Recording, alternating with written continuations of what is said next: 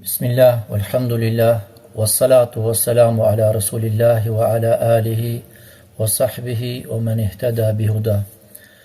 Me emrin e Allahut, falënderimin takon vetëm Allahut.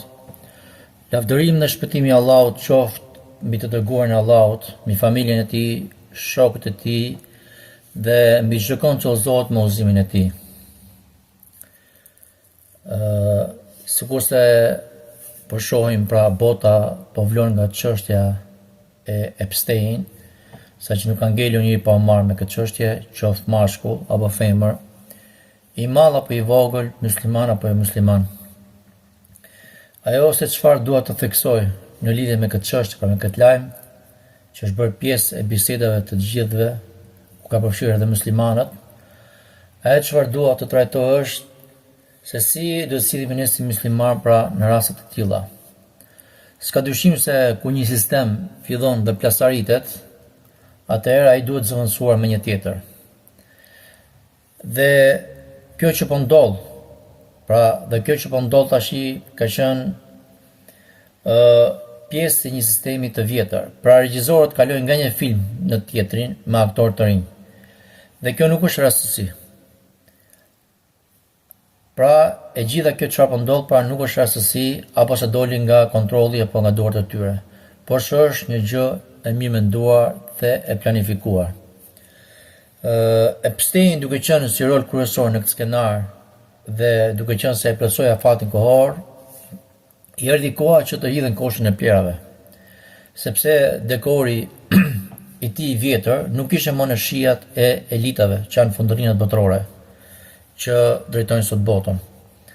Pra këto elita, këto fundorina, të degeneruar që sundojnë sot botën apo drejtojnë botën, i lejuan aktorëve dhe i dhanë mundësi që të aktrojnë me plot kënaqësi.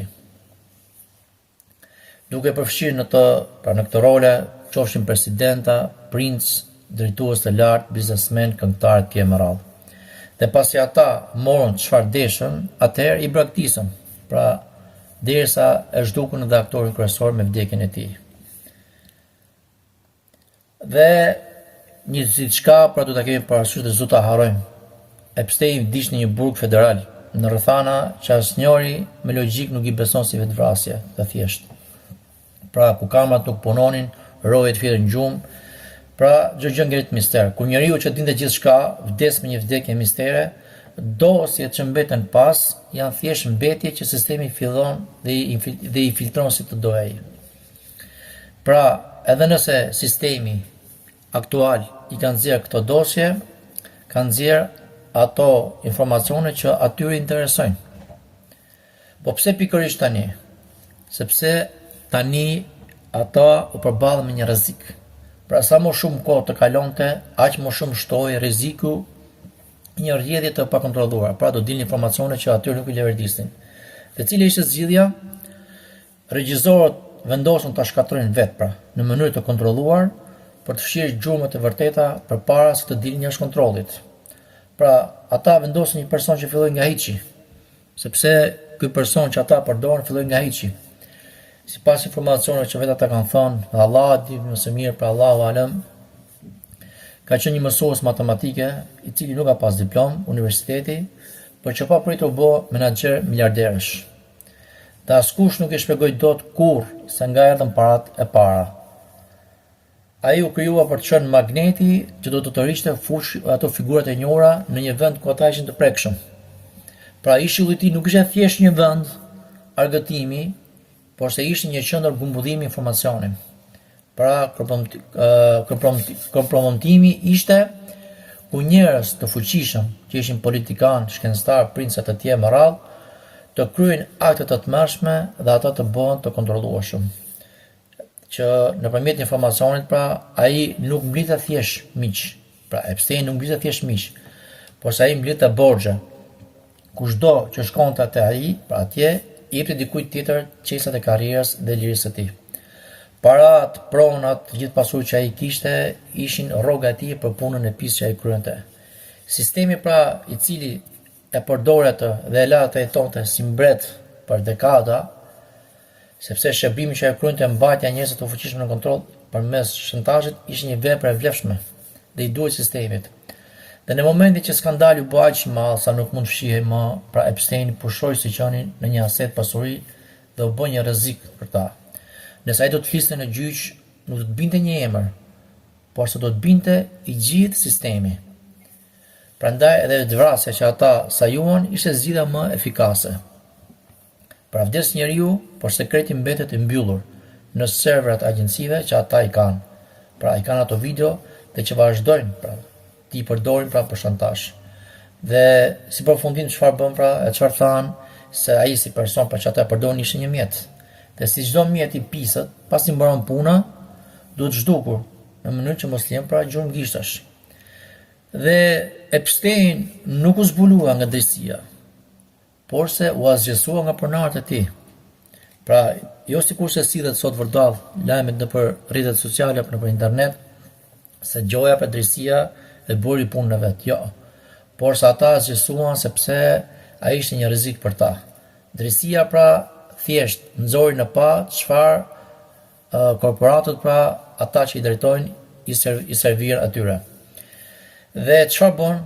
Dhanë si zgjidhje dhe e shpërthyen vetë skandalin, duke nxjerrë në dritë ata po ashtu eliminuan dhe dëshmitarët e Epsteinit, dogjën komplet arkivat që nuk i duheshin më. E vërteta është se sistemi nuk ndryshon natyrën e tij, është një sistem, ndryshon vetëm teknologjinë dhe metodat. Përderisa Epsteini u bë një produkt i vjetër, është një produkt i viteve 90 dhe erdhi koha që të ndroheshe.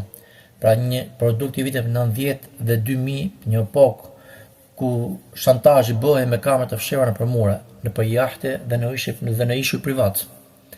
Kurse sot kemi të bëjmë një Epstein të ri, nëse do ta quajmë kështu, i cili nuk ka nevojë për një ishull fizik, nuk ka nevojë as për të kontrolluar elitën apo njerëz të morall, ja se si ky proces ka evoluar nga një ishull fizik që përdorin deri dje në një ishull digital, sot përmontimi i njeriu të fuqishëm.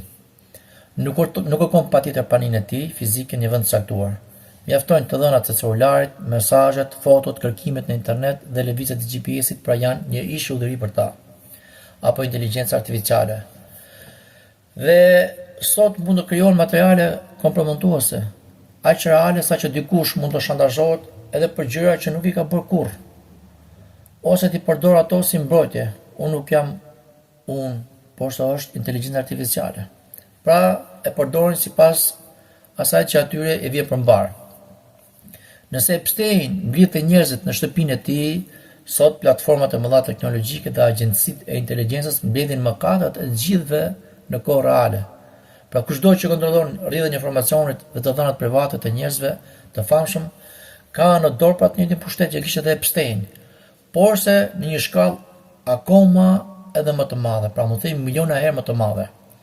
Pra Epstein u bë i vjetër sepse u bë shumë zhurmë, u bë shumë i dukshëm. Metodat e tij ishin të rrezikshme dhe linin shumë gjumë fizike. Pra linin viktima që flisnin, regjistra, fluturime, fatura etj me radhë, ndërsa sistemi i sotëm preferon që Epsteini i sotëm është ai që nuk ka emër dhe mbiemër, por që veprojnë përmes serverave, kriptomonedhave apo operacioneve psikologjike. Kur një mjet prishet ose ekspozohet, sistemi thjesht nxjerr nga fabrika një version më të sofistikuar, më të fshehtë dhe më efikas. Sot nuk kanë më nevojë që të çojnë në një ishull për të zënë mat. Ishulli është në xhepin e çdo kujt. Pra dikur Epstein duhet të instalonte kamera të fshehura në mure dhe të pagunte 10 njerëz për të ruajtur sekretet. Sot çdo politikan apo një i fuqishëm e mban kamerën me vetë 24 orë, GPS-in etj me radhë. Dhe nuk ka nevojë për dëshmitar të thonë ishte këtu. Sateliti tregon fakt fiks ku është dhe ku ka qenë, në cilën shtëpi dhe më kërri. Mesazhet edhe nëse i fshin diku në një server ato mbeten. Pra kush i ka cisat e serverit ka në dorë grykën apo fytin e personit apo jetën e personit. Pra nuk të duan më videot e vërteta. Pra këtu është kurthimi i madh. Me teknologjinë e re dikush mund të krijojë një video ku ti dukesh sikur po bën gjën më të tmerrshme në botë, me zë dhe me figurë 100% sikur je ti. Dhe shantazhi ose bëj si themi ne, ose do nxjerrim këtë video. Edhe sikur kjo video të jetë rrem, derisa ti ta vërtetosh pra, edhe pse kjo video është e rrem pra, derisa ti të ta vërtetosh që nuk është e tillë, pra nuk është rrem, do të shkatruar jeta dhe karriera jote. Pra, ata përdorin inteligjencë artificiale si të duan ata. Dhe nga ana tjetër, nëse dikush kapet me një video të vërtet, ai ja mbyll gojën dhe thotë, "Ora nuk jam unë, ky është një montazh i bërë me kompjuter." Kështu që e vërteta dhe gënjeshtra janë bërë lëmsh dhe janë ngataruar pra, saqë njerëzit po i marrin për bazë pra që të dyja, përderisa ata janë ngataruar pra dhe janë përshtet me njëra tjetrën. Dhe njerëzit janë pra në një mjegull. Epstein bën të gjuhë ti, pra me viktimet e tij, një nga një, me Tesa, me Darka, me Dreka. Ndërsa sot ata që kontrollojnë të dhënat, që janë Epstein të rinj dhe që nuk ja di me emrin, hedhin rrjetën mbi të gjithë. Pra nuk ka nevojë ti peshkojnë një nga një, por se hedhin rrjetën dhe me rrjet i kapin goxha, kanë goxha informacion. Dhe të gjithë kemi dëgjuar fjalën e kriminalit që fut për Netanyahu, çfarë tha ai? Nëse keni një celular në dorë, ju keni një pjesë të Izraelit në dorën tuaj. Pra në pamje të parë ai e thot këtë për të mburrur teknologjinë izraelite, mikrochipet, softwaret. Por në gjuhën popullore dhe në kontekstin e sigurisë, kjo ka një kuptim shumë më të thellë, dhe të zi. Që të thot në shqip, pra ne jemi brenda jush. Izraeli është lider botror për softwaret e spionazhit dhe është më famkeq me Pegasus, pra aplikacionin e tij, dhe me sistemin e tij, ku ai thot, kemi një pjesë tonë në dorë.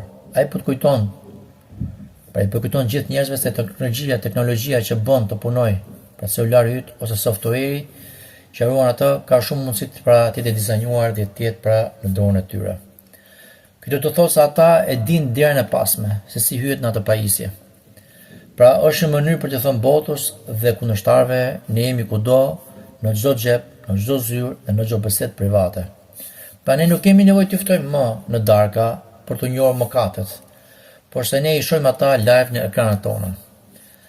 E themi troç pra që Epstein i ri nuk është një njeri që të bën foto me aparat, është një kod kompjuterik që rri fshehur tek celulari yt dhe nuk flet kurrë. Pra, Jeffrey Epstein ishte mjeti dhe jo mjeshtri. Epstein nuk ishte thjesht një miliarder i degeneruar, ai ishte një ndërmjetës i krijuar nga sistemi për të mbledhur të gjithë njerëzit e fuqishëm, pra qofshin politikan, shkencëtar, princer, në një vend ku ata ishin të vëzhguar, të survejuar. Pra ishulli i tij ishte një fabrikë shantazhi, ku mbledheshin prova për të mbajtur këta lider në kontroll. Dhe për qenë plotësisht i sinqert, pra ku një dosje me 3 milion faqe shpërthen pa pritur në publik, sidomos në fund të vitit 2025 dhe vazhdon në fillim të vitit 2026. Pra kjo nuk është thjesht një dëshirë për drejtësi, por se është një operacion politik i mirë kalkuluar. Pra publikohesh 3 milion faqe. Pra publikimi i 3 milion faqeve nuk u bë që ti të mososh vërtetën, por që ti të humbësh në të, pra kysh në atë oqean edhe të hutohesh. Ata po e përdorin kufomën e Epsteinit si një mbronjë, duke treguar mëkatet e vjetra, fshehin operacionet e reja të shantazhit digital që po ndodh tani. Edhe marrim një shembull, nëse Trump i lejoj apo nuk i bllokoj ato dokumente ku shfaqet edhe i vet, kjo nuk është shenjë budallallak, nuk është budallaj, por një strategji llogaritëse, pra e kanë llogaritur mirë për disa arsye shumë të forta. Që do më thonë, kur diçka del hapur, ajo humbet fuqinë si shantazh. Pra njerëzit nuk e mendojnë si shantazh. Pra e mund të thotë po, unë jam aty, isha pjesë e elitës së New Yorkut, por a ka dëshmi që unë kam bërë krim? Shikoni, nuk kam bërë krim. Duke nxjerrë vet ose duke mos ndaluar, ajo thotë kundërshtarëve, unë nuk kam frikë, unë i nxorra të mijat. Normalisht që kanë nxjerrë ato informacione që ati intereson, që nuk e dëmtojnë atë, dhe i thotë tyre tjeve, po ju, a keni guxim të nxjini ato të palarat e juaja? Pra për Trumpin një foto në një ftesë është thjesht Trumpi duke bërë Trumpin. Kurse figurat tjera, për morin shembull, se ka shumë, për morin sikur është Clinton, Bill Clinton, apo emrat të tjerë, që kanë dëshmi për futurimet shumë tani ishu, pa dikush që Trumpi quhen këneta, këto dose janë dënuese. Pra Trumpi në këtë rast, për që morë një shembull, pranon më mirë një gërvishtje në imazhin e tij për të thyer kolonën ruazore të armiqve të tij politik. Pra, kur ti ai që kontrollon procesin e publikimit si president dhe me njerëzit tu në departamentin e drejtësisë, ti vendos çfarë del dhe si del. Pra mund të lejohet një foto e vjetër ku ai qesh me Epstein, që nuk vërteton asgjë që është penale. Por mund të shihet apo redaktohet në një faqe që mund të ishte vërtet problematike. Kështu ai duket si kampioni i transparencës, ndërkohë që në fakt po menaxhon dëmin. Në thënë troç, ai po djeg shtëpinë e përbashkët të njerëzve të degeneruar që janë elita pa njerëzit me famë, sepse ai e di që ka një shtëpi tjetër, një bazën e tij besnike, nëse të tjerët nuk kanë ku të shkojnë. Nëse populli pastaj i sheh si pedofil apo si kriminal. Pra nëse Trump do të kishte fshirë të gjitha gjumet e tij nga dosja, publiku do të thoshte menjëherë kjo është e manipuluar, ai hoqi veten. Pra ai duke lënë disa foto dhe përmendje të emrit të tij, që në fund të fundit nuk vërteton asnjë krim, për thjesht njohje shoqërore, ai arriti me shumë gjëra, arritës të shumë gjërave me një goditje të vetme. Kur njerëzit njohin emrin e tij aty, ata mendojnë nëse kjo dosje pas ka guxim të nxjerrë Trumpin, atëherë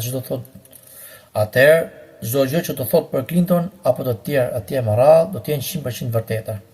Pra ai e përdori vetën e vet si garant që dosja të mos duket si propagandë, por si një delësi e pastër.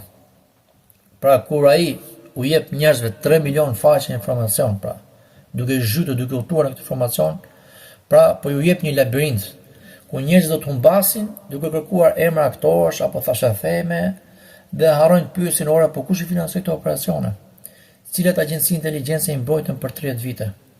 Pra është një teknikë që quhet përmbytja me informacion, pra të mbyt vetëm informacion. Pra i mbyt njerëzit me aq shumë detaje saqë ata nuk e shohin dot më figurën e madhe. Pra 3 milion faqe janë thjesht një pikë ujë në oqeanin e degenerimit botror. Pra kjo faqe që ata kanë nxjerr, që kanë qujtë me 3 milion të dosje, 3 milion faqe, në krahasim me zullumin apo me degenerimin që është në botë, pra nuk është asnjë gjë, është pra një pikë ujë në oqean në degenerimin botror. Pra gjëra të tilla kanë në gjithë botën. Dhe kjo dosje është një shashk për të mbuluar diçka shumë më të madhe. Pra pas kësaj dosje fshihen gjëra akoma edhe më të mëdha. Që ta kuptojmë, ky është një film me 2 seri. Njëra palë nxjerr dosjen për të zoruar tjetrën, por se regjizori vërtet rri pas të dyja pra këtyre dosjeve. Ajo çfarë duhet dhe ne si musliman duhet të jemi pra vigjilant dhe të kujdesshëm. Mos të bëhemi tifozë i asnjërit për aktorëve që premtojnë se do të pastrojnë kaneta, sepse shpesh ata thjesht pronarat e rinë të kanetës. Që njerëzit shpesh kënaqen kur shohin një njerëz të fuqishëm që bie, por nëse bie Epstein dhe sistemi që krijoi ato, mbetet i pabrekur. Pra asgjë nuk ka ndryshuar. Pra nëse njerëzit bien, Epstein i bie, atëherë sistemi nuk ka rënë. Pra është pa ai sistem dhe mbetet i paprekur, pa dhe pa ndryshuar, por sa mund dali pra me një emër të ri. Dhe qëllimi i këtyre shpërthimeve është që njerëzit të jenë në gjendje shoku, frike ose euforie. Pra kur jenë në këto gjendje nuk mendon dot. Kështu që mos prano asnjë të vërtetë që të jepet me lugë nga media apo nga njerëzit në pushtet. Kuptoje pra që kjo dosje është një produkt i pakëtuar për ty, pra që të gënjej ty, që ti të gjithësh këtë informacion. Përmendet shpesh se ai funksiononte si një urë lidhse. Ai nuk mblidhe thjesht mëkate për para, por për të ndikuar në vendimet e politikës jashtme. Pra ishte një mjegull lufte. Nuk ka mënyrë më të mirë për të kaluar ndryshime drastike globale se sa duke mbajtur popullin të fiksuar pas një skandali moral. Pra ndërkohë që bota zihen për dosjen e Epsteinit. Për administratën aktuale dhe grupet e reja të interesit, ky zhurmë është mjeti më perfekt për të eliminuar çdo që bën rezistencë. Nëse një gjykatës, senator apo një biznesmen nuk pranon rregullat e reja, mjafton që emri i tij të rrjedhë në media si pjesë e dosjes. Edhe nëse nuk ka prova, zhurma e shkatron. Ky i bën të gjithë të tjerë të ulin kokën pra dhe të binden. Pra vlen thjesht një vaksinë për të ardhmen. Duke nxjerrë këtë zhurmë tani, sistemi i bën publikun imun pra ndaj skandaleve. Pas 3 milion faqesh me të merre, njerëzit lodhen. Nëse kur të dalë një skandal i ri i vërtet për aktorë të rinj, njerëzit do të thonë prapë me këtë histori. Na u shpifën, nuk duan të dëgjojmë më. Dhe kjo lodhje e publikut është mbroja më e mirë për sistemin e ri. Pra, duke përdorur ritualin e pastrimit. Që do më thënë, për të bindur popullin se sistemi vetë ka vdekur dhe na duan kurban për këtë gjë. Pra kjo elitë e degeneruar që sot drejton botën, që nuk kanë mëshirë për antarët e saj, dhe që për ta quhen njerëz të konsumuar dhe nuk hyn më në punë. Pra ata do të dorëzojnë disa emra të mëdhenj, qofshin të politikan, biznesmen, yje të Hollywoodit, në mënyrë që të ushqejnë publikun, pra të t'i bëjnë kurban. Kjo krijon ato iluzionin e drejtësisë. Ndërkohë që ata han kokët e njëjtetit në ekranat e televizorëve, ata që janë vërtet në krye të godinës së re, rrinë të qetë sepse vëmendja është gjetkë. Regjizorët e llogarisin zemërimin e popullit si pjesë të buxhetit të filmit. Pra ata e dinë që zhurma do të zgjas pak muaj dhe pastaj njerëzit do të kthehen te problemet e tyre të përditshme, duke pranuar godinën e re si të vetme zgjidhje, pra këtë sistem të ri. Pra populli do të reagojë si spektatori që bërtet në kinema, duke harruar se ai që e bëri të bërtas është ai që i ka shitur biletën dhe po i kontrollon daljen e emergjencës. Pra regjizorët nuk dalin kurrë në skenë. Ata që dalin në skenë janë aktorët. Regjizorët nuk dalin kurrë në skenë për një arsye shumë të thjeshtë dhe brutale. Nëse ata dalin në skenë, atëherë bëhen shënjesër. Pra duke qëndruar jashtë skenës, ata mund të shkakojnë aktorët e tyre, si Epstein apo politikan e korruptuar pa u lagur vetë. Pra ata sakrifikojnë mjetet e tyre për të shpëtuar veten. Regjizorët, pra këto elitat botërore, këto të degeneruarit që nuk lënë gjë pa bërë dhe që e konsiderojnë njerëzimin si kafsh, dhe këto e quhen elitë, që i quhen dhe si regjizor, nuk dalin në skenë sepse skena është vendi kurbanëve. Ata që shohim ne, pra aktorët për shembull, se aktorë ka shumë, po supozojmë Trump dhe Netanyahu janë aktorë. Pra janë thjesht personazhe që luajnë një rol për një kohë të caktuar. Kur roli i tyre mbaron ose kur bëhen shumë të pistë, regjizorët thjesht ndrojnë skenarin dhe sillin aktorë të rinj me rroba të pastra. Pra ky material është mjeti më i fuqishëm në botë, pra që po përdorin sot elitat. Nëse ti ke një video të një senatori, një princi apo një shkencëtari duke kryer një krim të tmerrshëm, ti nuk e arreston atë. Ti e zotëron atë. Ai do të votojë si të thuash ti dhe do të firmos çfarë të duash ti. Sistemi i drejtësisë është ndërtuar për të kapur kriminalin në rrugës, por kur kriminali është ai që financon fushatat e gjykatësve dhe prokurorëve, atëherë që ndryshon pra rrjetja e ligjit griset. Ata po e përdorin këtë tmerr ekstrem për të na thënë, shtëpia e vjetër ishte e mbushur me mostra, ndaj hyni në shtëpinë tonë të re teknologjike pa në sistemin e ri, ku gjithçka është e pastër, e kontrolluar dhe e sigurt. Këta regjizor total zullumqtar, pra këta kriminal, që ata janë kafshë njerëzit, e llogarisin faktin që njerëzit lodhen shpejt. Zhurma për Epstein në këtë fillim të vitit 2026 është e madhe, por ata e dinë që pas 6 muajsh njerëzit do të merren me çmimin e naftës apo me një luftë të re ose me ndonjë skandal tjetër të pëlluar. Dhe populli të marruar nga ajo që dëgjon, si ngrënie mish njeriu dhe rituale, vërtet dhe thot bëni diçka. Dhe regjizorët thonë, mirë, që të mos ndodhë më kjo, duhet që çdo bisedë juaja të skanohet nga inteligjenca artificiale. Pra, në mënyrë që ju të jeni të kontrolluar, apo çdo qindarkë juaj të jetë digjitale, dhe çdo lëvizje juaj të gjurmohet. Kështu në emër të luftës kundër të keqes, ata instalohen si zotër të rinj. Nëse Epstein mund të kapi sepse ishte njeri, sistemi i ri që po ndërtojnë në 2026 është autonom. Shantazhi i nesër nuk do të bëhet më me dëshmitar, por me të dhëna që nxirren nga jeta jote digjitale. Ata nuk kanë nevojë të ftojnë në një ishull. Ata të kanë në ishullin e tyre sa herë që e prek celularin. Mosbesimi është arma jote më e madhe. Pra, mos i beso atyre. Mos i konsidero fare ata si kur janë të fuqishëm. Kur ata thonë transparencë, ti thuaj shpërqendrim. Apo kuptoj që ky është shpërqendrim.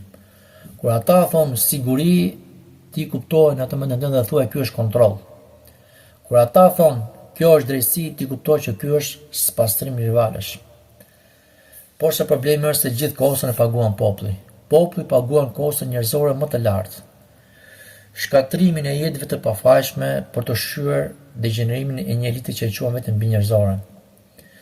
Çdo gjë që i faturohet popullit dhe ashtu është edhe kjo zhurmë e madhe për dosjen e Epsteinit që po i faturohet popullit si një shok psikologjik për ta bërë atë më të bindur ndaj rregullit të ri. Dhe kjo është si shembulli i një bariut, pra i cili e krijon ujkun. Dhe këtë po bëjnë sot elitat, pra këta zullumqar dhe të degeneruar, pra po nxjerrin rolin e bariut i cili krijon ujkun, që delet të rinë të bashkuara dhe të dëgjojnë bariun, apo duhet të kenë frikë, sikurse dosja e Epstein pra është ujku i vjetër që po eksplozohet tani, duke treguar tmerrat e ishullit, bariu thot, shikoni, a shikoni sa rrezikshme është bota jashtë vathës sime? Po nuk më dëgjuat mua, këta ujë do t'ju han. Dhe populli i tmerruar vrapon drejt mbikëqyrjes digjitale, sikur të ishte shpëtim. Pa e kuptuar që bariu është ai që e ushqente ujkun në prapasken. Pra regjisorët i lejojnë delet të zgjedhin mes dy barimeve, partia A ose partia B. Populli zihet se cili bari është më i mirë, por harron që të dy barinjt i përkasin të njëjtit pronar ferme. Edhe Trump, po marrim një shembull, me që është shumë i përmendur këtë çështje, edhe kundërshtatët e tij në fund të ditës po menaxhojnë të njëjtën fermë njerëzore, thjesht me stile të ndryshme aktrimi. Regjisorët e kanë të lehtë me delet sepse ato lëvizin sipas frikës dhe barkut, por njeriu me parime është i paparashikueshëm për planet e tyre, sepse parimi nuk shitet dhe nuk ndryshon sipas skenarit të radhës. Pse njeriu me parime është rreziku i tyre, sepse nuk blehet me spektakel, ndërsa të tjerët hutohen nga 3 milion faqet e Epsteinit. Ty pyet për të vërtetën prapa tyre. Nuk thyet nga frika. Sistemi përdor tmerrin si mish njeriu për shkakun që kanë nxjerr aty, për të gjinjëzuar shpirtet e dobët. Njeriu me parime e shet tmerrin si provë që sistemi duhet refuzuar, jo si arsye për të nështruar. Pra e shikon që thjesht kjo është një provë sistemi që duhet refuzuar, ama nuk duhet nështruar. E shikon regjisorin dhe jo aktorin, pra nuk merret me aktor, por merret me regjisorin. E kupton që Trump apo Clinton, po marrim shembull, që janë aktor apo kushdo tjetër, janë thjesht maska.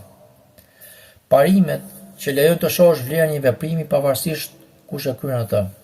Pra regjisorët po hedhin 3 milion informacion, faqe dhe dosje, dhe miliona informaciona të rrem për të krijuar një gjendje ku njerëzit nuk dallojnë dot të vërtetën nga gënjeshtra.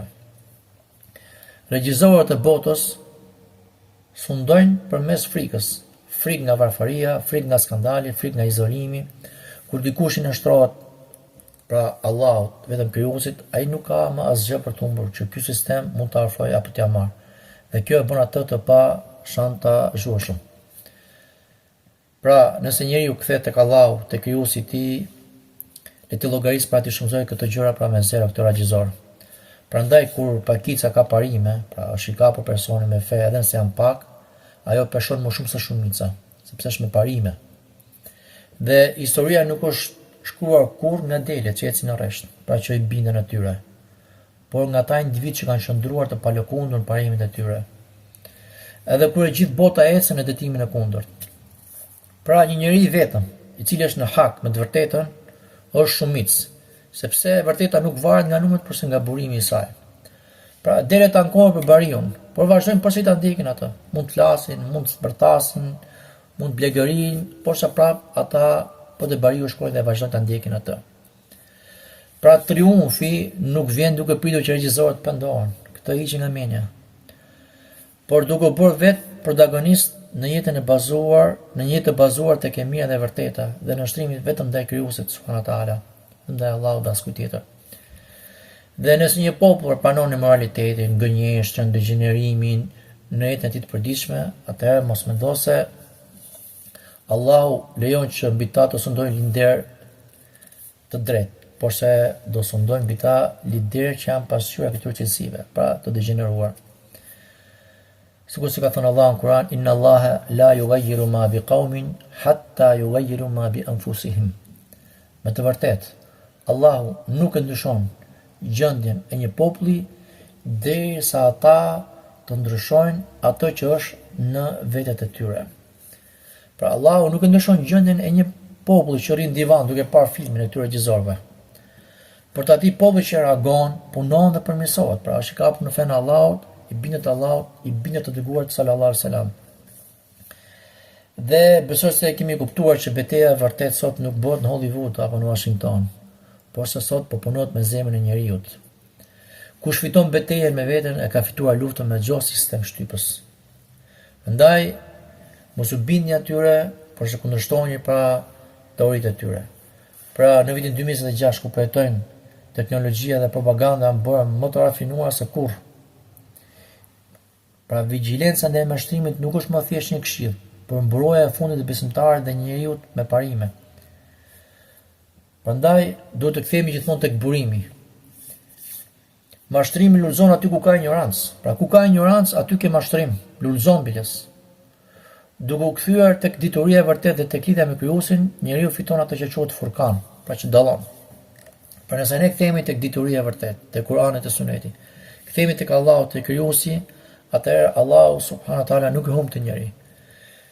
Jo vetëm që nuk e humb dhe e ruan atë, pra nuk ka për ta humbur kurrë, por ka për ta ruajtur atë dhe ka për të dhënë furkan, dallues, për të dalluar të vërtetën nga e kota.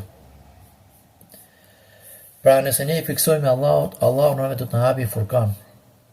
In tattaqullaha yaj'al lakum furqana. Nëse ju fiksoni Allahut, pra jeni devotshëm ndaj tij, atëherë ju jep furkan, ju jep dallim, që dalloni të vërtetën nga e kota.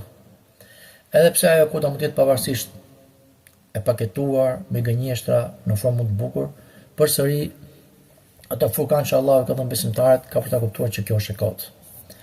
Pra mashtrimi i elitave funksionon vetëm kur ne kërkojmë mbrojtje apo miratim prej tyre. Pra, nëse ata kanë dele, atëherë ata janë mirë dhe funksionojnë. Ama kush i nështrohet Allahut, krijuesit të qiellit të tokës, atëherë ai ka për të triumfuar. Dhe mos prit që bota të ndryshojë nga lart poshtë, por ndryshojë atë nga brenda jashtë, pra lëviz. Dhe besimtari nga gjithë të gjërat që ndodhin duhet të jetë i zgjuar dhe i kujdesshëm. Dhe mos bie pre e këtyre trazirave, edhe nëse rrëzohet një herë dhe kafshohet një herë, atëherë nuk duhet të kafshohet për 2 herë, por duhet të marrë mësim.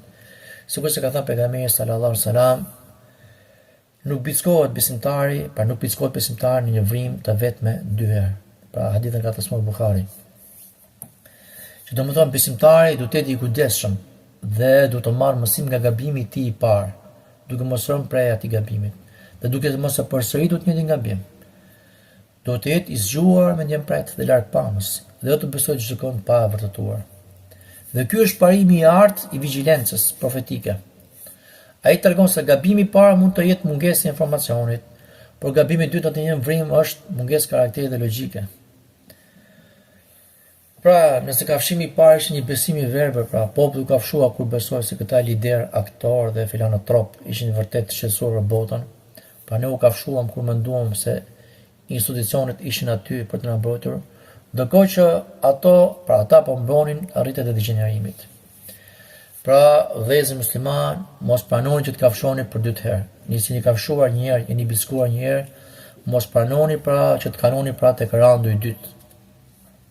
Tani që këta djaj, pra këto ujqër, që kanë veshur lëkurat, apo kanë veshur ato lëkurat e deleve, pra që ishin si të butë, si kur duan të mirë njerëzimit, pra, kanë ardhur për të shkatruar sistemin e vetë, sepse nuk më punë sistemi vjetër, dhe po sjellin pra sistemin e ri. Për të rënë që sistemi po shembat, ata po na ofrojnë një zgjidhje të re. Ky është momenti i tentativës për kafshimin e dytë. Pra, kujdes. Ata po thonë, na jepni kontrollin mbi çdo që ndark tuaj dhe mbi çdo mendim tuaj, që ne të shpëtojmë nga korrupsioni i vjetër. Por se muslimani i zgjuar thotë, jo. Pra, muslimani i zgjuar çfarë thotë? Kush më tradhoj me sistemin e vjetër, nuk mund të më shpëtoj me sistemin e ri. Pra muslimani është largpamës i zgjuar. Pra nëse biskohet herë, nuk biskohet 2 herë. Dhe muslimani i mirë merr mësim. Pra të marrësh mësim nga kafshimi i parë, nëse e kafshuar apo e biskuar. Që do të thotë që ti të kuptosh metodën e tyre. Pra ata çfarë bëjnë? Ata përdorin frikën për të na nështruar. Ata përdorin përçarjen për të na sunduar. Ata përdorin spektaklin për të na verbuar. Nëse ke kuptuar këtë, ti nuk je më prej tyre, por se ti je një njeri që ecën me sy hapur. Prandaj muslimani nuk është naiv. Ai studion armikun, e kupton skenarin dhe nuk lejon që njëta dorë që e goditi dje ta përkëdhel sot me një dorë të re. Pra ai që të ka goditur dje mos mendoj se do të përkëdheli sot. Pra boj zgjuar musliman zgjohu. Nëse kjo dosja e Epstein që na u shfaq sot, që ka kaq vite që rrjedh në përvenat e tyre që quhen elita e degeneruar apo në këto të cilët nuk ishte thjesht një skandal seksual, pra, por se ishte një shuplak për njerëzimin. Pra kjo dosje që na u shfaq nuk ishte thjesht një skandal seksual, por se një shuplak për njerëzimin. Ajo na tregoi se sistemi që ne besonim apo njerëzit besonin ishin në fakt një mjet kontrolli për të shërbyer një grupi që nuk njeh as Zot dhe as moral. Prandaj kur besimtari muslimani është sinqert me krijuesin dhe veten, nuk ka nevojë për meratimin e elitave dhe nuk i lakmon postet e tyre të pista. Një njeri që nuk mund të blihet është dështimi më i madh i sistemit të tyre. Prandaj bëhuni njerëz të zgjuar, studioni, merruni me dituri, praktikoni këtë dituri në jetën tuaj, sepse nëse ju do të keni dituri, do të keni burojën më të madhe. Dhe ku ka njerëz të ditur, njerëz të cilët logjikojnë, ata nuk mund t'i blejnë dot. Dhe aty është dështimi më i madh i sistemit të tyre. Ata flasin në emër të universiteteve, në emër të doktoraturave, por çdo gjë pra është e kontrolluar në formë më të mirë, pra duke i bërë këto njerëz që të jenë të roboruar në sistemin e tyre. Prandaj, nëse ju do të kapim në fenë e Allahut, do të kapim me Kur'anin dhe me Sunetin e pejgamberit sallallahu alajhi wasallam, do të kuptoni këtë Kur'an dhe këtë Sunet, sigurisht se kuptuan para tan sahabët dhe birëzat mes tyre, nuk do të humbisni kurrë. Dhe ky është premtim hyjnor. Pushteti i elitave është kufizuar në kohë dhe në hapësirë. Ata mund të kontrollojnë lajmet, banket apo ishut, por nuk kontrollojnë të përfundimin e historisë. Si sot, sikurse tregojnë pra nga parimet profetike, pra nga feja jonë, dije se po ti je bashk, pra për nëse njerëzit janë bashk, pra ne kemi profesion tonë të jetim bashkuar, nëse të jemi gjithë bashk, pra njerëzimit të jetë gjithmonë bashk, nuk mund të na dëmtojnë dot ato. Pra nuk mund të bëhen asgjë përveç asaj që ka caktuar Allahu, pra ka shkruar për ty. Dhe nëse muslimanët janë të bashkuar, janë gjithmonë bashk, të lidhur me fenë e Allahut, të kapur me Kur'an dhe me Sunet, nuk i bën dot dëm askush. Qofshin këto elita, çfarë do qofshin dhe posedojnë çfarë do posedojnë. Sepse besimi është më i lartë dhe më i fortë se sa çfarë ato kanë. Pra ky besim e bën muslimanin vigjilent, të ecë me kokën lart në mes të tiranisë. Sepse e di që regjizorët, pra këta shejtanë, regjizorët që quhen elita, që janë degenerusët, janë thjesht krijesa të dobta, dhe ashtu llogaritni, mos i quheni asnjëherë krijesa të forta, pavarësisht ato kanë thjesht reklam, shfaqen, sikur janë të forta. Pra janë thjesht krijesa të dobta që do t'i japin llogari para Allahut subhanahu wa taala në ditën e drejtësisë. Pra elitat e këtyre të degeneruarve, e stilit të Epsteinit, ushqen me njerëz që nuk kanë moral. Ama nëse do të keni moral, do të keni fe, ata do të marrin fund. Pra këta elita ushqen me njerëz që nuk kanë moral, që janë të varur nga epshet dhe që mund të blihen për diçka të vogël. Kur ju ndiqni rrugën e pastërtisë dhe të vërtetës, ata nuk kanë më lëndë të parë për degenerimin e tyre. Ata humbasin komplet kontrollin mbi ju. Sepse një njeri që i bindet Allahut nuk mund të shantazhohet me kënaqësitë e kësaj bote. Dhe drita e udhëzimit, pra drita e sunetit të pejgamberit sallallahu alajhi wasallam, e bën errësirën e tyre të duket edhe më e zezë. Pra, nëse njeriu ecën me dritë, e kupton që errësira e tyre është shumë e keqe, shumë e zezë. Dhe kur ju jeni të drejtë, të sinqertë, të moralshëm, çdo veprim i tyre i piset del zbuluar pa pasur nevojë për shumë fjalë. Pra, ju bëni dëshmitar të gjallë që vërtetojnë se bota mund të funksionojë pa ligjet e tyre të korruptuara. Regjizorët e botës duan që një jetimit të përçartë, fiksuar, të nështruar, por se bindjen ndaj Allahut dhe bindja ata të dërguar të tij sallallahu alajhi wasallam e bashkon pra popullin rreth një qëllimi që është më i lartë se frika. Pra mos u merrni me ta dhe me mitet e tyre të pista. Por së ndeshkoni, dënojni duke qenë ju vetë më të mirë, më të pastë dhe më të fortë në besim. Siç ka thënë Allah në Kur'an, "Wa makaru wa makara Allah, wallahu khairul makirin." Ata thurin plane, por edhe Allahu i thur plane. Dhe Allahu është ai i cili planifikuesi, pra më i mirë pra që shkatron ato planet e tyre. Pra ata duan që ne të merremi me dosjet e tyre, me emrat e tyre dhe me filmat që ata prodhojnë, sepse kështu ne mbetemi spektator pasiv. Nëse ne pra i injorojmë ata, pra nëse ju njerëz i injoroni ata, dilni nga kinemaja e tyre dhe filloni të nëntoni të një tuaj, ata do të ngelen pra pa asgjë.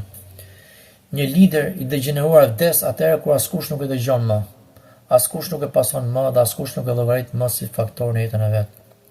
Pra injorojnë ata njerëz, ata fllësira, sepse injorimi i tyre pra që do t'i bëni ju atyre është një dënim më i rënd për egën e tyre të fryrë. Në vend që të harxhoni orë të tëra duke analizuar kalpsirin e tyre, ju pra mos u merrni me ta, mos shikoni dosjet e tyre të 3 milion faqe që kanë këta, sepse janë thjesht për t'ju udhëtuar juve, për të parë kalpsiret e tyre. Ju më mirë këtë energji çoni pra apo shpenzoni tek familjet e juaja, tek edukimi, tek besimi dhe tek puna e ndershme. Dhe kjo është vatha pra ai vend pra që ata nuk mund ta prekin. Pra nëse do të keni familje të shëndosh, me një edukim të sakt, dhe me një moral të lartë, dhe besim të pastër, dhe me punë të ndershme, ata nuk kanë forcë për të sunduar juve. Pra injoroni dramat e tyre mediatike, themet të qëllimshme, apo dhe të atën e aktorëve që shahin njëri-tjetrin për të na argëtuar. Jeni vigjilent ndaj ligjeve që kalojnë në heshtje, ndaj ndryshimeve në sistemin financiar dhe ndaj gjendave që prekin në shëndetin e familjen tuaj. Pra injorojnë ata. Injorojnë tentativat e tyre për të futur në urrëtie vëllavrase apo në konflikte që u shërben vetëm atyre. Jeni vigjilent për të mbrojtur kufit tuaj moral dhe shpirtëror. Kur ata tentojnë të hyjnë në shtëpinë tuaj përmes ekranit për të lëmuar mendjen e fëmijëve tan, aty pra vigjilenca bëhet mburoj. Pra injoroni fjalët e tyre të bukura si siguri dhe përparim, sepse këto kanë temat e tyre, siguri dhe përparim. Por sa mos i besoni, jeni vigjilent. Jeni vigjilent për të parë se ku po të çojnë veprimet e tyre. Muslimani i zgjuar nuk afshohet dyer, thamë më parë, nuk biskohet dyer, sepse ai e di shumë mirë që ujku nuk bëhet kurrë bariu i deleve. Dhe i thuaj atyre, unë nuk ju jap vëmendjen time që të ushqeni, por i mbaj sy të hapur që të mos prekni, pra mos bëhen pre e juaj. Dhe s'ka dyshim që triumfi është ai triumfi i vërtet, pra që është triumfi i atyre cilët ndjekin rrugën e Allahut subhanahu wa taala. Dhe ato njerëz janë të paktë, s'ka dyshim. Sikurse pejgamberi sallallahu alaihi wasallam ka thënë që Islami ka filluar si diçka e huaj, dhe do të kthehet e huaj, dhe pra ashtu sikurse filloi huaj, do të kthehet i huaj. Pra dhe do të kthehet i huaj sikurse filloi, prandaj lum pra për të huajt, pra të cilët janë të pakët pra që ndjekin rrugën e vërtetë. Ruajini fen Allahut subhanahu wa taala, ruajini familjet e juaja, bini në Allahut, bini të dërguarit, esi me tauhidin pra në veçimin e Allahut, pra besojini në Allahut, mbështetuni atij, kërkoni ndihmë nga ai, lutuni atij se nuk ka gjë pra që ju shkatron. Dhe kapuni fort me sunetin e pejgamberit sallallahu alajhi wasallam, sepse është si varka e Nuhut, ku shqypën ato vetëm se shpëton. Dhe suneti i pejgamberit sallallahu alajhi wasallam mëson se frika dhe nështimi i takon vetëm Allahut. Pra kur muslimani kupton se as elita e pstën dhe as një regjisor toksor nuk ka në dorë as të bindë as dëmin, ai të çlirohet. Pra mos bëni si delet e krijesave kur jeni ro, ndërkohë që jeni ro për të krijuesit. Tregoni mirë të vigjilent, pra sepse besimtarët ashtu i takon që të jetë vigjilent. Pra tha më lart, tha më parë që besimtari nuk biskohet pra dyer në një vrim. Pse është i zgjuar, ka thënë Allahu zgjuarsi, dhe ka thënë Allahu vigjilencë. Dhe kjo është vula e inteligjencës, pra nëse ta quajmë. Të mbetesh vigjilent, të thosh të mësosh nga historia dhe të mos mashtrohesh nga premtimet e reja të atyre që të kanë tradhtuar bie. Pra mos i paso kur një tradhtari. Pra vazhdoni injoroni të njerëz. njohin të keqen e tyre. Suneti i pejgamberit sallallahu alajhi wasallam na udhëzon që kur shohim degjinerimin, të përpiqemi ta ndryshojmë atë sa të kemi mundësi. Me dorën tonë, me fjalët tona dhe nëse nuk kena mundësi pra atëherë e fundit pra është me zemrat tona. Pra kush ka mundësi ta largojë këtë keqe me dorën e tij, atëherë le ta largoj. Nëse nuk ka mundësi ta largoj me dorën e tij, atëherë me gjuhën e tij. Dhe nëse nuk ka mundësi ta largoj as me gjuhën e tij, pra atëherë ta urrej me zemrën e tij dhe ti injoroj këto elita të degeneruara, pra duke i bërë një hexhe për të Allahut subhanahu wa taala. Vëllezër musliman, pra keni frikë Allahun dhe qëndroni në fenë Allahut dhe jeni të sinqertë të drejtë. Pra nëse do jeni të sinqertë të drejtë, Allahu subhanahu wa taala gjithmonë ka për t'ju dhënë triumf. Kush ka sinqeritet, ka drejtësi, Allahu vetëm si jep sukses. Nuk ka sistem që e mposht atë njeri që ecën me sinqeritet dhe me drejtësi. Pra, ai personi i cili ecën me të vërtetën, pra ndjek pejgamberin sallallahu alaihi wasallam. I dërguari i Allahut sallallahu alaihi wasallam ka qenë besnik, ka qenë el emin, qoftë edhe në mesin e armiqve. Pra nëse ne do të ecim me sinqeritet dhe do të marrim drejtësi, qoftë me vetët tona, qoftë me të afërmit tonë, qoftë dhe me armiqtë tanë, wallahi nuk ka kush që del përpara. Prandaj ata duan ta shkatrojnë pra njerëzimin, duke lënë pa fe, pa sinqeritet, pa drejtësi, duke zhytur për në epshet e dynjas, sepse e din shumë mirë sepse duke zhytur në epshet e dynjas, ato e kanë më kollaj pra për t'i kontrolluar. Pra, duke qenë shembull të moralit, ju bëni lider që dëshmojnë dështimin e sistemit të tyre të shantazhit. Dhe lutem Allahun subhanahu wa taala ta bëj për atyre që e shohin të vërtetën si të vërtetë dhe e ndjekin atë, dhe që e shohin të kotën si të kotë dhe largohen prej saj. Dhe lutuni Allahut subhanahu wa taala sa më shumë në raste trazirash, në raste fitnesh, sepse duaja është arma e besimtarit, sikur ka thënë pra pejgamberi sallallahu alaihi wasallam. I dërguari i Allahut sallallahu alaihi wasallam ka bërë dua që Allah të ruaj nga fitet, nga fitnet, nga trazirat, ato që janë të dukshme të padukshme. I dërguari i Allahut ka dhënë rëndësi lutjes, prandaj jepni rëndësi lutjes, sepse pejgamberi sallallahu alaihi wasallam i lutesh Allahut dhe e ka mësuar dhe besimtarëve sahabët vetë dhe këto kanë transmetuar kur thoshte Allahumma inni a'udhu bika min fitnatil mahya wal mamat. O Allah, kërkoj strehim, kërkoj mbrojtjen tënde nga sprovat e jetës dhe të vdekjes. Pra, nëse njerëzit do t'i bindën Allahut, do t'i mbështeten Allahut, do t'i lutën Allahut, nuk ka sistem pra që i shkatron, nuk ka sistem që del përpara. Le të përdorin nga gjitha armat që ato posedojnë. Gjithashtu, vëllezër muslimanë, jeni të kujdesshëm në kryen e obligimeve dhe largoni nga haramet, sepse nëse njeriu largohet nga haramet dhe i kryen ato që ka urdhëruar Allahu pejgamberit sallallahu alajhi wasallam, Allahu jep sukses pra në të gjitha rrugët e tij.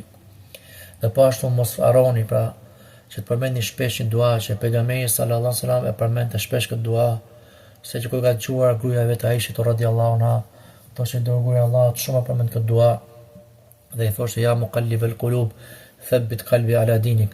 O rrotulluesi zemrave, përforcoje zemrën time në fen tënde. Pra kur i dërguari Allahut sallallahu alaihi wasallam e bënte këtë dua që Allahu e kishte zgjedhur në gjithë njerëzimin, e kishte falur të gjitha pra të pamët dhe pasmet, pra dhe bënte këtë dua, atëherë çfarë mund të themi për vetë tona që ne jemi shumë të dobët. Prandaj vëllezër dhe motra muslimane, jeni vigjilent, jeni të kujdesshëm, jepini rëndësi fesë Allahut, sepse kush kapet fort me fenë Allahut, aty është suksesi i tij. Nuk po themi që të kemi çështje të dynjas, normalisht, që edhe çështjet e dynjas do i trajtojmë, se janë pjesë e jetës tonë. Ama duke qenë pra brenda komunizmit të Islamit. Kthehemi tek praktikat e pejgamberit sallallahu alajhi wasallam në raste fitnesh. Pra, besimtari nuk shsillet vërdall, por se kthehet tek shtëpia vetë dhe punët e veta. Sepse do dini diçka që ne jemi kudo pra dhe ata na kanë pra në survejim. Por këta ne jemi kudo pra në xhep, në zyrë, në çdo bisedë private. Dhe nuk kanë nevojë që ata na thonë për darka apo për na bërë të qartë mëkatet. Por ata na shohin live pra në ekranin e tyre. Për ta thënë troç pra, Epstein njëri nuk është një njeri që të bën foto me aparat, por është një kod kompjuteri që rri fshehu tek celulari dhe nuk flet kurrë. Prandaj, vëllezër musliman, rriteni vigjilencën, nëse keni pas pra vigjilencë, atëherë shtoni akoma edhe më tepër vigjilencën, pra boni më të kujdesshëm dhe mos i besoni çdo lloj njeriu. Dëgjoni ato fjalë dhe futeni në filtr. Pra përdorni filtra të fuqishëm. Sepse mjafton njeriu që të flas, pra i mjafton njeriu si gënjesh ku s'ka në hadith, mjafton njeriu si gënjesh që të flas çdo gjë që dëgjon. Pra jeni të kujdesshëm, trajtoni këtë fitne apo të sprovë të trazir, që quhet Epstein, që Allahu alem se çfarë ka mbrapa kësaj gjëje, që fshihen gjëra më madhore nuk ka dyshim dhe kjo është e sigurt. Ama ne si besimtar do të jemi të kujdesshëm, jo të bijmë prej kësaj fitne. Normalisht ka dhe gjëra të vërteta, ka dhe gjëra që janë të rreshme, por sa ata me këtë lloj dose po i përdorin njerëzit. Prandaj ruaj gjuhën tënde, ruaj mendjen tënde, bëhu i kujdesshëm. Bëhu shembull mirë për shtëpinë tënde radh parë. Pra radh parë bëhu lider familjen tënde. Mbroj fëmijët e tu nga helmi i elitave, i këtyre njerëzve të gjenuar që nuk lënë gjë pa bë. Pra mbroj familjen tënde dhe filloj nga familja jote, siç ka thënë Allahu në Kur'an. Ku anfusakum wa ahlikum nara. Pra ruani vetët e juaja dhe familjet e juaja. Ku anfusakum wa ahlikum nara. Pra ruani familjet e juaja dhe vetët e juaja pra nga zjarri. Lëndët e cilat janë njerëzit dhe gurët. Pra fillojnë fillim fare me veten tënde dhe me familjen tënde. Pra mbro veten tënde, mbro familjen e tu nga helmi i këtyre uqërve që janë veshur pra me lëkurat e deleve. Dhe jepini, mësoni fëmijëve tuaj dashuri me pejgamberin sallallahu alajhi wasallam, mësoni për dashuri mbi sunetin, mësoni që ta duan Allahun, ta duan të dërguarin e tij sallallahu alajhi wasallam, ta duan sahabët dhe të marrin shembull brezin më të nditur për brezin e sahabëve dhe të injorojnë pra këtë brez të fiqet të tyre elitave, të cilat gjithmonë mundohen për shkatruar pra njerëzimin. Dhe merrni me gabimet e juaja dhe qani për gabimet e juaja, sikur se ne ka thënë pejgamberi që mjafton njëri pra të qaj për gabimet e veta, ti mjaftoj shtëpia e vet dhe të qaj për gabimet e veta. Dhe s'ka dyshim nëse besimtari përqendrohet në Kur'an dhe Sunet, le ta di se është në të vërtetën, le ta di që është në hak dhe nuk duhet merret fare pra se çfarë thonë njerëzit, se ato normal do ta përmendin Islamin si diçka të vjetër, do ta përmendin Islamin që është terror, do ta përmendin Islamin që është dhun. Ata mund të flasin, vepra jon për të treguar që në vërtet Islami pra është feja e Allahut. Dhe çka thon Allahu në Kur'an, o kul ja al-haqqu wa zahaqa al-batil inna al-batila kana zahuqa. E vërteta erdhi dhe e kota u zhduk. Me të vërtet e kota është e destinuar të zhduket. Dhe lutem Allahun subhanahu wa taala ta bëj për atyre të cilët janë vigjilent dhe janë të kapur fort me rrugën e pejgamberit sallallahu alajhi wasallam, i cili është shpëtimi i njerëzimit. Walhamdulillahi rabbil alamin. Sallallahu sallam ala nabina Muhammad. Dhe Allah pra di më së miri, por se jemi munduar pra që të trajtojmë këtë çështje më sa kena pas mundësi që e kemi menduar që është më e mira. E rëndësishme është që kjo të jetë thjesht si një ftidhim pra për besimtarin, që nëse ai person i cili deri ka qenë gjumë pra të zgjohet, dhe ai person i cili ka zgjuar ta shtojë pra edhe më tepër pra vigjilencën. Pra alhamdulillahi rabbil alamin. Dhe Allah është vetëm ja, sallallahu sallam ala nabina Muhammad wa ala alihi wa sahbihi ajma'in.